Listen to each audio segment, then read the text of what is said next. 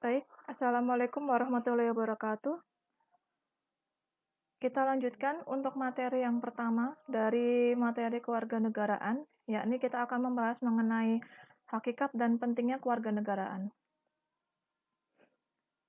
Materi perkuliahan ini ada beberapa bagian. Bagian yang pertama mengenai konsep dasar, karakteristik, tujuan, pendekatan, serta pendudukan pendidikan kewarganegaraan dalam pencapaian tujuan sistem pendidikan nasional.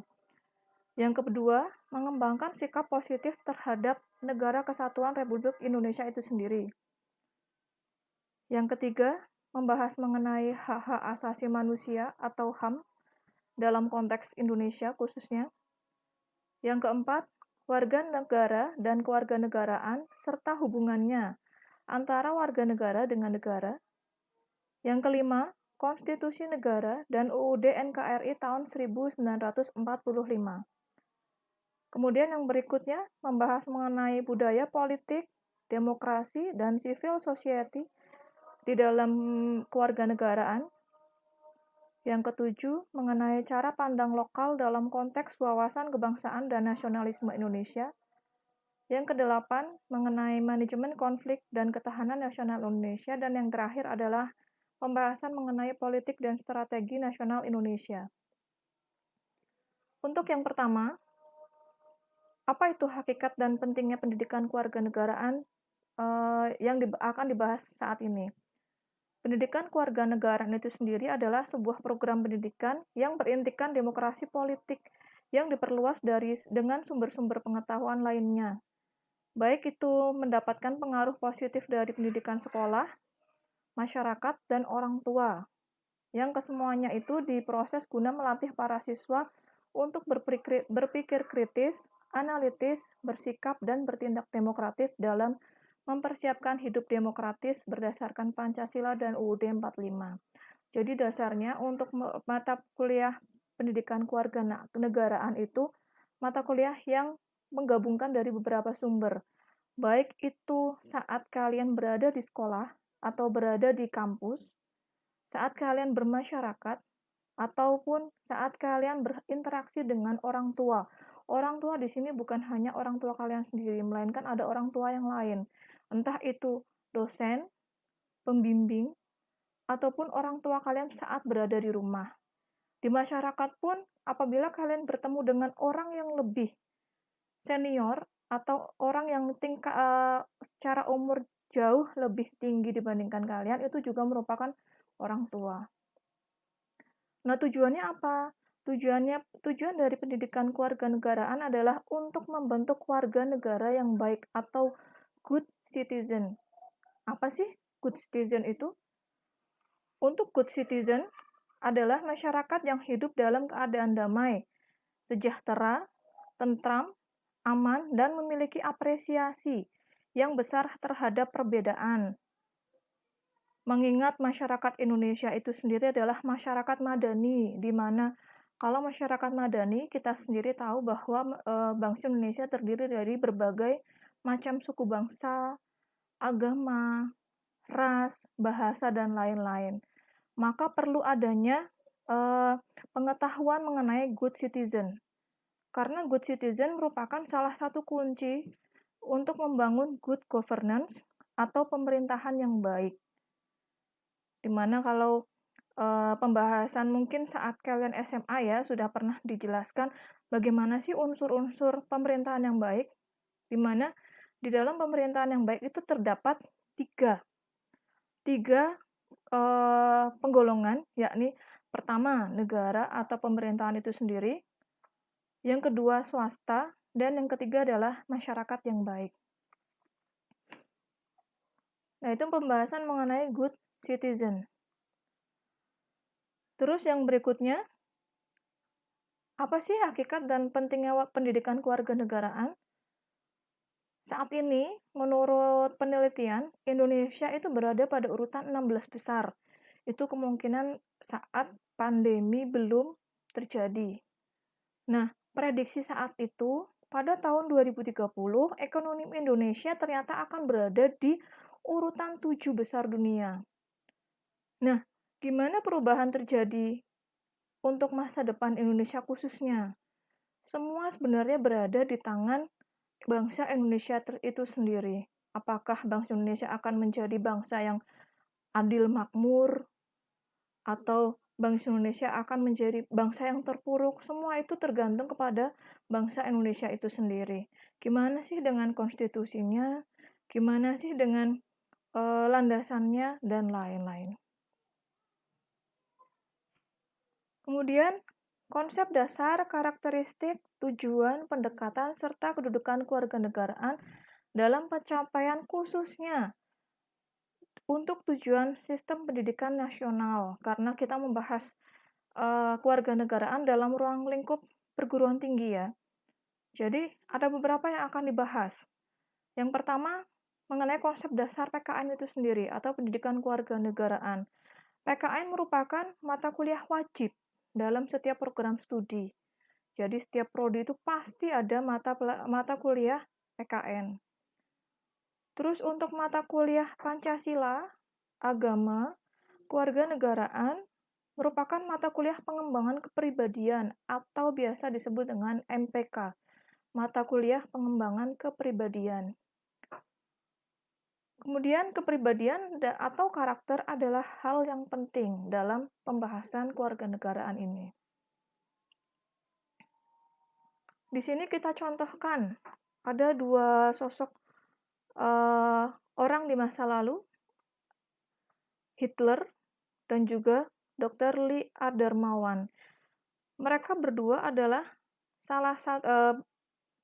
dua orang contoh yang memiliki sifat nasionalisme yang tinggi terhadap negaranya sendiri. Tapi sayangnya untuk Hitler, ini adalah salah satu contoh yang negatif. Bagaimana kita tahu? Ini ada videonya. Siapa itu Hitler? Silahkan diperdengarkan terlebih dahulu. Pada 2 Agustus 1934, Adolf Hitler resmi menjadi kepala negara sekaligus kepala pemerintah Jerman. Hitler adalah veteran Perang Dunia Pertama yang bergabung dengan Partai Pekerja Jerman pada 1919 dan menjadi ketua Partai Nazi pada 1921. Nazi di bawah kepemimpinan Hitler menjunjung tinggi semangat pan-Jermanisme, antisemitisme, dan anti-komunisme. Tahun 1923, ia melancarkan kudeta di Munchen yang dikenal dengan peristiwa Birkenau-Putsch. Kudeta yang gagal tersebut berujung dengan ditahannya Hitler. Di penjara, Hitler menulis memoarnya yang berjudul Mein Kampf yang berarti perjuanganku. Setelah bebas pada 1924, Hitler mendapatkan dukungan rakyat melalui pidatonya yang karismatik. Setelah ditunjuk sebagai kanselir Jerman, Hitler menerapkan sistem kediktatoran satu partai yang totalitarian dan otokratik. Sepak terjang Jerman di bawah kepemimpinan Hitler memicu pecahnya Perang Dunia Kedua. Pada 30 April 1945, kisah Hitler berakhir. Sang diktator mati setelah menembakkan kepalanya sendiri, sementara sang istri, Eva Braun, tewas usai menenggak sianida.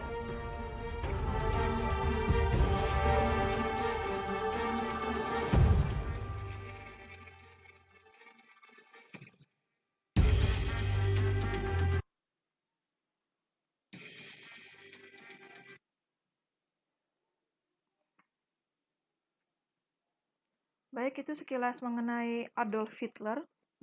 Seperti kita tahu bahwa Adolf Hitler merupakan pemimpin Nazi di Jerman, di mana dia bertanggung jawab atas pembunuhan 11 juta orang, termasuk pembunuhan massal 6 juta Yahudi. Jadi, untuk Adolf Hitler itu sendiri, nasionalisme sebenarnya sangat tinggi. Hanya saja, dia memiliki tingkat nasionalisme yang salah. Terus, untuk contoh yang kedua, yang memiliki rasa nasionalisme yang luar biasa terhadap negaranya sendiri adalah Dr. Lee Adarmawan, di mana beliau adalah seorang Tionghoa. Jadi beliau bukan asli Indonesia, melainkan beliau adalah seorang asli Tionghoa yang lahir di Padang. Beliau seorang ahli dokter bedah yang ada di Indonesia. Dikenal sebagai pendiri Rumah Sakit Apung atau Floating Hospital, swasta pertama di Indonesia. Beliau memberikan pelayanan kesehatan secara cuma-cuma di daerah miskin dan terpencil Indonesia yang tidak terjangkau oleh medis. Nah, bisa kita tonton bagaimana dia melatar belakang Orang tuanya beliaunya sudah pasrah, untuk kami menolong serahkan sesama. anak kami kepada dokter, seolah-olah anaknya akan meninggal setelah operasi. Dan ketika operasi selesai, Anda bayangkan isak tangis mereka, kegembiraan mereka. Saya ikut larut di dalam kegembiraan mereka. Itu suatu pemandangan yang tidak mungkin saya lupakan di dalam kehidupan saya.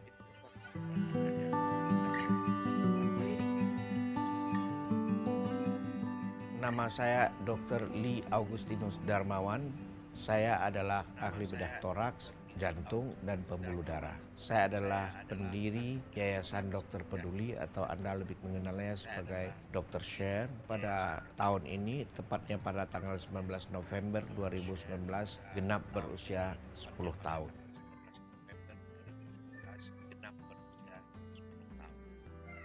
Saya pengen menjadi dokter dari kecil. Adik saya ketika berusia setahunan diare 30-40 kali sehari. Kami keluarga miskin tidak mampu untuk memberikan pengobatan yang adekuat untuk dia. Akhirnya adik saya harus menegang nyawa di pangkuan ibu. Ketika saya beranjak besar, ibu menceritakan itu dengan berlindangan air mata, dan saya saat itu berjanji kepada diri saya, kalau besar menjadi seorang dokter, saya akan menghapus air mata kesedihan dan diganti dengan air mata kegembiraan. Mama sudah beberapa kali menyampaikan nasihat itu ke saya. Kalau kamu suatu saat jadi dokter, perhatikanlah orang-orang kecil itu.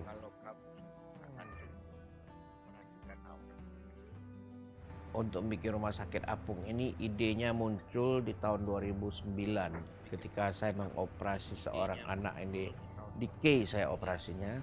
Anak datang dari Somlaki dengan usus terjepit.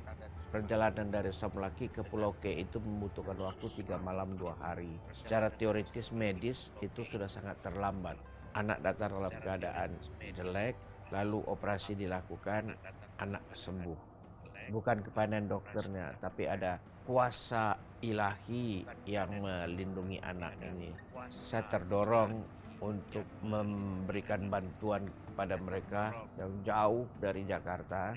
Caranya bagaimana? Caranya adalah membawa seluruh peralatan yang dibutuhkan ke sana. Singkatnya sebuah rumah sakit. Untuk bawa rumah sakit dari Jakarta ke tempat-tempat yang jauh itu, kita butuhkan alat angkut. Mengingat negara kita adalah sebuah negara kepulauan, yang paling masuk akal adalah membuat sebuah rumah sakit di atas sebuah kapal. Ketika saya ceritakan keinginan saya untuk membuat sebuah rumah sakit di atas sebuah kapal yang kecil, orang mengatakan itu tidak mungkin.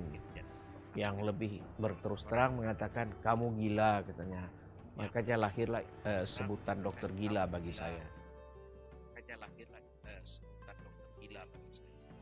Kapal berhasil saya beli di tahun 2010. Saya beli dengan menjual sebuah rumah saya. Penghasilan saya sebagai ahli bedah, setiap bulannya saya singkirkan ini untuk kelangsungan hidup keluarga. Yang sisanya dipakai untuk memodifikasi kapal, mengubahnya, merombaknya menjadi sebuah rumah sakit. Pada tanggal 16 Maret 2013, kami melakukan pelayaran perdana ke salah satu pulau di Kepulauan Seribu di Teluk Jakarta. Tepatnya di Pulau Panggang. Itu pertama kali saya melakukan operasi di atas sebuah kapal di rumah sakit apung kita yang pertama.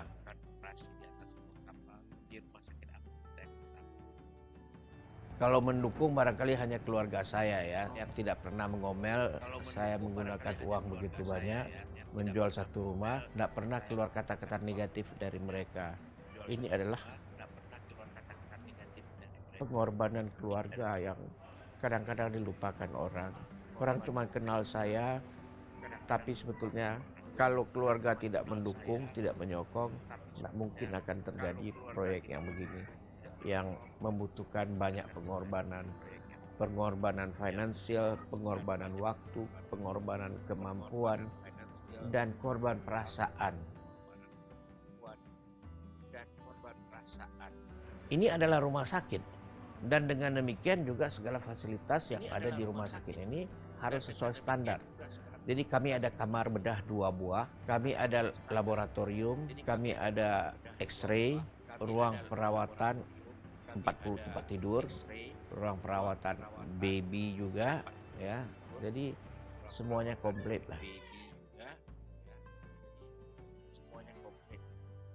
Yang paling saya ingat adalah pelayaran perdana kami ke Ketapang di Kalimantan Barat. Di sana saya ketemu dengan seorang anak yang berusia 2 tahun. Anaknya menderita sebuah penyakit yang jarang, tumor pembuluh darah di lehernya yang sebelah kiri. Dan kalau itu dibiarkan bisa berakibat kematian. Operasi di samping ongkosnya tinggi, banyak yang tidak berhasil. Orang tuanya ketika mendengar kami datang dari Jakarta dan melakukan pembedahan di atas kapal, mereka datang ke kapal, menyerahkan anaknya ke kami dengan kata-kata yang sangat menggerakkan hati saya. Dokter, anak kami harus dioperasi dan kemungkinan tidak berhasilnya besar. Kami serahkan anak kami kepada dokter. Kami berterima kasih yang dokter tidak memungut biaya sama sekali. Dan kalaupun operasinya tidak berhasil, kami tidak akan menuntut dokter. Orang tuanya sudah pasrah seolah-olah anaknya akan meninggal setelah operasi. Dan ketika operasi selesai, anak diserahkan kepada orang tuanya. Anda bayangkan isak tangis mereka, kegembiraan mereka, rasa haru mereka. Saya ikut larut di dalam kegembiraan mereka, merasakan betapa kasihnya Tuhan kepada kita manusia. Itu suatu pemandangan yang tidak mungkin saya lupakan di dalam kehidupan saya. Saya harus akui operasi pembuluh darah yang besar seperti itu bukanlah suatu pekerjaan enteng. Tapi dengan bantuan Tuhan, operasi berhasil dengan baik dan anak ini hidup dan punya harapan hidup sama seperti anak-anak yang sebaya dia.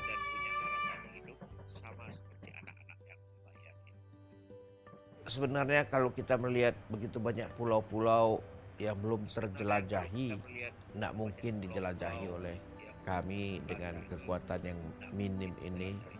Kita membutuhkan mungkin 100 kapal ya secara keseluruhan. Dan saya harap sila kelima Pancasila, keadilan sosial bagi seluruh rakyat Indonesia benar-benar bisa dihadirkan. Dan ketika itu sudah hadir, Dr. Share tidak dibutuhkan lagi di Indonesia.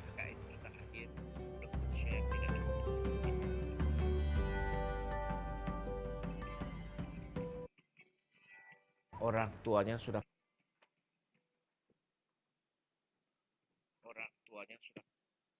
Nah, itu sekilas mengenai Dr. Lee. Dr. Lee Adarmawan, di mana dengan nasionalisme yang tinggi, beliau mendirikan sebuah rumah sakit apung dengan harapan bahwa pengobatan medis itu bisa sampai ke kemungkinan ke kepulauan yang memang sangat benar-benar terpencil di luar dari Indonesia itu sendiri. Nah, lanjut yang berikutnya, yakni konsep dasar.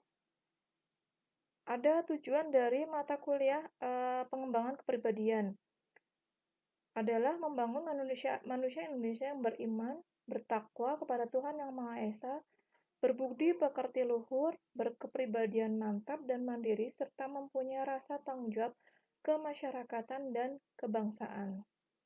Nah, untuk pendidikan kewarganegaraan di Indonesia itu sendiri semestinya menjadi tanggung jawab dari semua pihak. Jadi bukan sekedar tanggung jawab dari mungkin petinggi atau tanggung jawab dari orang-orang yang sudah dewasa, melainkan pendidikan kewarganegaraan itu sendiri sudah ditanamkan sejak siswa itu berada di tingkat sekolah dasar. Jadi dengan harapan bahwa tanggung jawab itu sudah ada sejak mereka mengetahui apa sih sebenarnya kewarganegaraan. Atau bisa juga tanggung jawab semua pihak atau komponen bangsa dan juga pemerintah, lembaga masyarakat, lembaga keagamaan, dan masyarakat industri. Jadi pendidikan keluarga Indonesia adalah semestinya itu menjadi tanggung jawab semua pihak. Nah, latar belakang pendidikan kewarganegaraan. Yang pertama, perubahan pendidikan ke masa depan. Untuk perubahan pendidikan ke masa depan, dimulai dari adanya konferensi tentang pendidikan di New Delhi, itu diselenggarakan tahun 1996,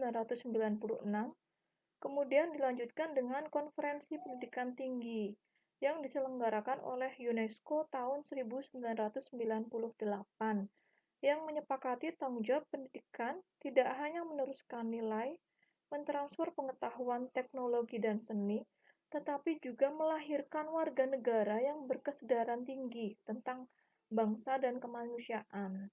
Jadi bukan hanya ilmunya saja yang di-share, apa itu pengetahuan dan apa itu seni, teknologi, bukan hanya itu yang diajarkan, melainkan gimana sih menjadi seorang warga negara yang baik. Kemudian yang kedua, mempersiapkan tenaga kerja masa depan yang produktif dalam konteks yang dinamis. Yang ketiga, mengubah cara pikir, sikap hidup, perilaku berkarya individu maupun kelompok masyarakat dalam rangka memperkarsai perubahan sosial menuju masyarakat yang adil dan makmur. Itu latar belakang pendidikan kewarganegaraan yang pertama, mengenai perubahan pendidikan ke masa depan. Terus yang kedua, mengenai dinamika internal bangsa Indonesia itu sendiri. Jadi inilah yang melatar belakangi pentingnya pendidikan kewarganegaraan. Karena dalam kurun dasawarsa yang terakhir Indonesia ini mengalami percepatan perubahan yang luar biasa.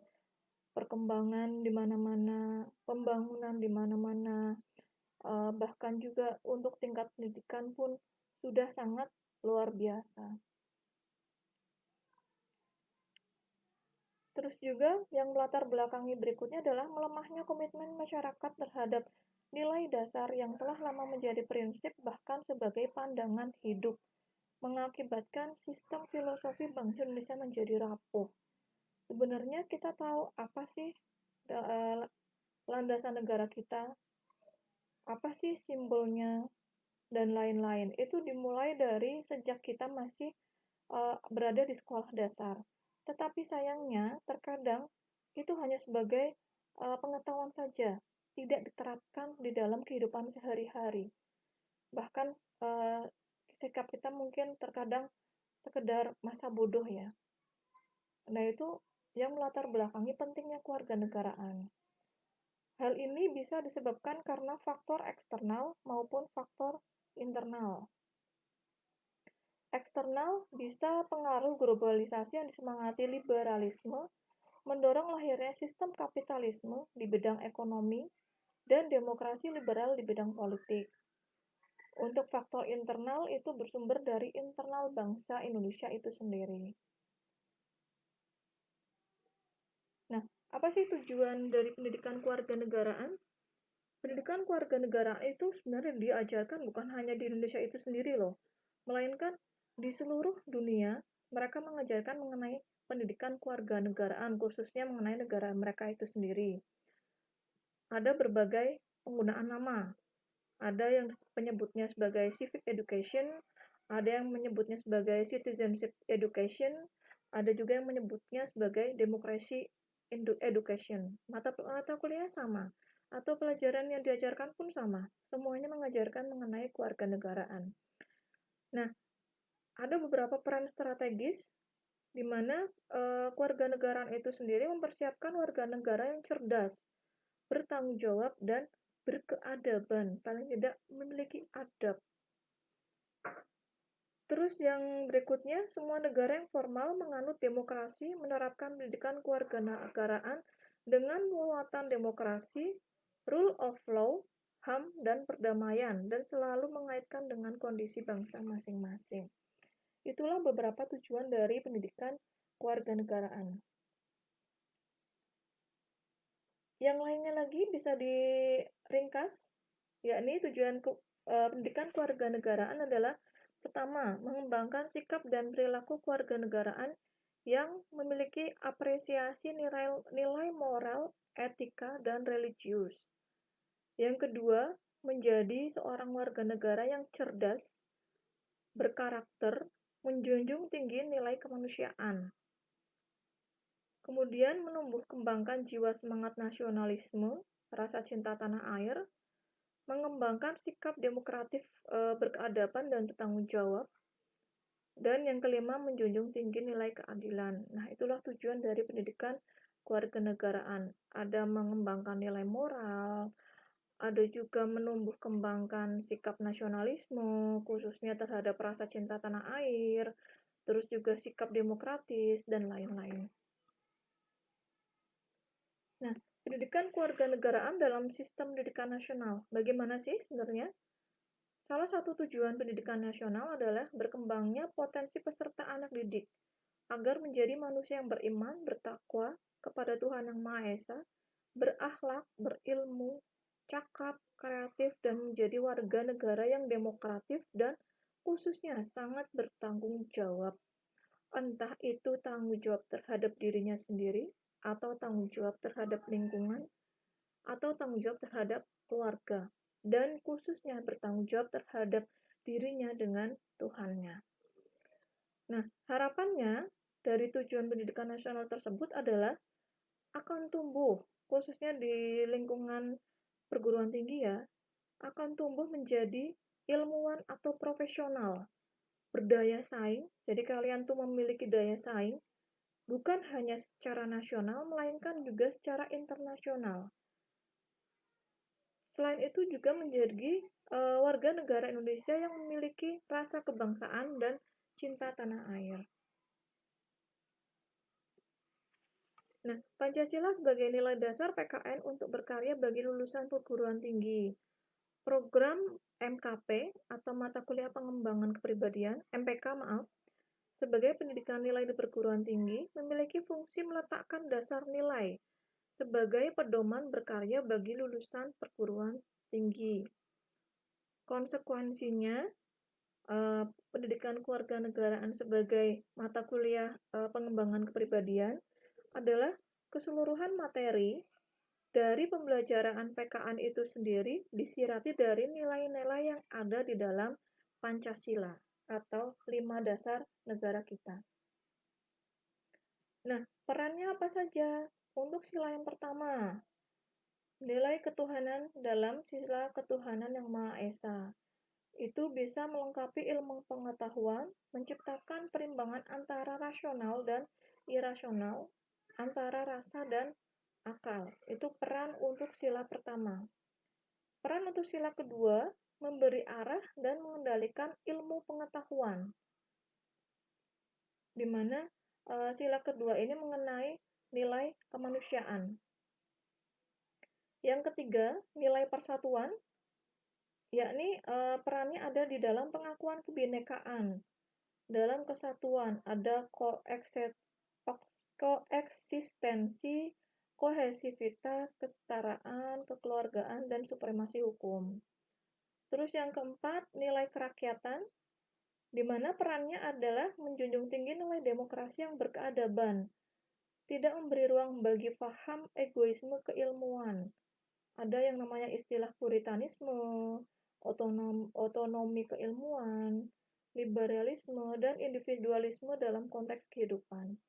Dan yang terakhir adalah peran nilai keadilan, di mana perannya untuk menjaga keseimbangan antara kepentingan individu dengan masyarakat. Karena kepentingan individu itu sendiri tidak boleh terinjak oleh kepentingan semu. Ini beberapa peran nilai Pancasila di dalam sila-sila Pancasila itu sendiri. Mulai dari sila yang pertama, sila pertama sampai dengan sila terakhir. Nah, itu materi pertama mengenai kewarganegaraan. Nah, di sini ada tugas. Silahkan dibuat, kemudian diunggah sesuai dengan ketentuan yang sudah disepakati di bagian awal perkuliahan. Kita lanjutkan kembali dengan materi berikutnya di sesi yang selanjutnya. Saya akhiri. Sebelumnya, Assalamualaikum warahmatullahi wabarakatuh.